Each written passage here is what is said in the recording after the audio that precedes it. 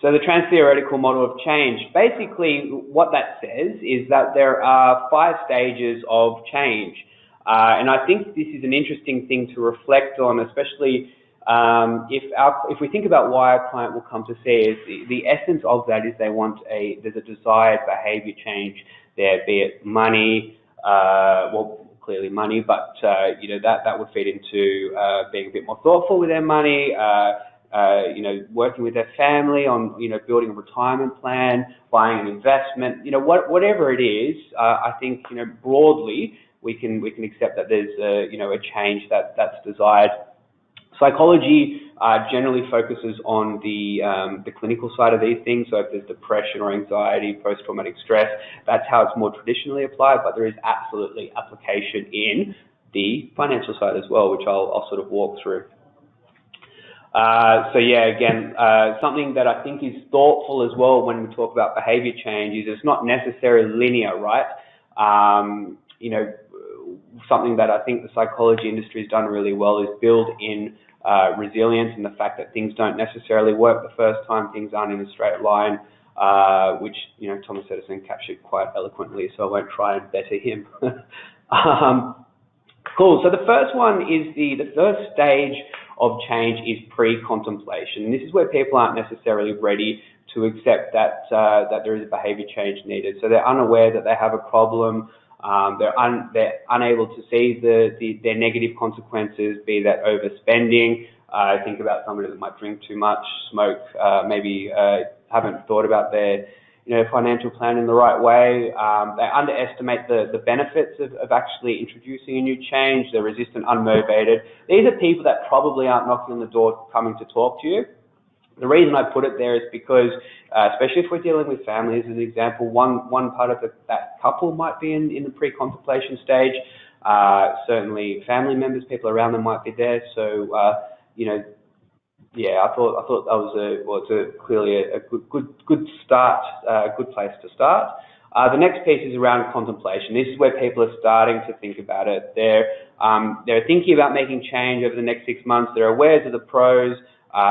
They're acutely aware of the cons, so starting to weigh in on them, and they're starting to think, and these are the people that make the New Year's resolutions. Like, no, I need to do something, and I need to do something sooner than later. So, for me, I think this is interesting. If we think about the messaging for people before they come to see us, if we send out emails before a first meeting, as an example, we might recognise that they're in a contemplation stage.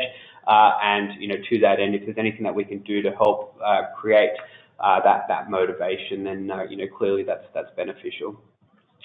This is where I think a lot of us, without taking the time to think about it properly, is actually where we assume people are, and it's that they are already ready to make the change. It's not necessarily the case, as I've got here. People say things like, there's something I need to do about it, this is serious, something has to change, what can I do? All sorts of research in this phase. People are now taking small steps towards stopping what they've been talking about, that they need to stop. All too often, people skip this stage and try to move directly into action phase as well. So preparation is certainly a stage in and of itself. For us, this is where we're building the financial modelling or the plans or something along those lines before we actually start implementing. But yeah, really an interesting piece there. This one's pretty straightforward. It's building. We've built the track to run on. Now we're running on the track. This is once we've kind of got that statement of advice signed and we're now working with a client, they're in the action phase, which interestingly is considered the shortest of all the stages.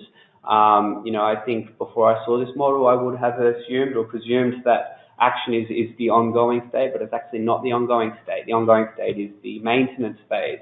And this is where people are doing it for at least 6 months. So this could be, if you think about your own businesses and the things that people do differently once they've signed, that engagement piece with you, clearly, there's a lot that happens there and a lot of changes there. In my world, in financial advice, we're looking at different banking. We've probably got some different investments going on. There's a lot of coaching that goes on. We recognise that this is, an adjustment for people to, as they say, find their new norm. Interestingly, the academics suggest that this stage will last around 5 years, which is kind of staggering, right? If we're 5 years from retirement or 10 years from retirement, this takes up a lot of real estate for people. So, as advisors, recognise that we're not stuck there. We're actually spending a lot of time here. Yeah, so they're the 5 stages, pretty straightforward, but actually where I think the gold is in this model is in a stage that I've not yet shown you, which is actually the relapse phase. And this is kind of, for me, where the heart of it all is. So if we look at those initial stages, we now look at relapse, and this is creating the expectation that it is okay to relapse, and it's actually expected.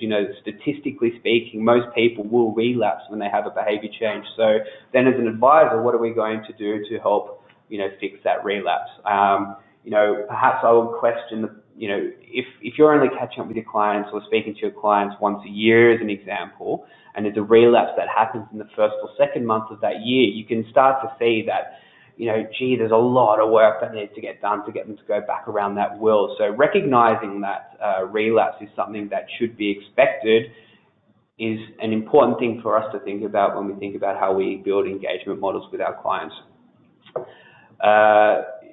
Again, something that I think is valuable is just to note the limitations. So, this assumes that people are the masters of their destiny, that there's no outlying or no additional factors that are outside of our control. So there are a few things there that I think are worth drawing out, just to recognise that if we follow the behaviour change model, it's not to be taken as gospel, but rather if we're thinking about how we engage with people, just a helpful thing to keep in the back of our minds. Hopefully that makes sense.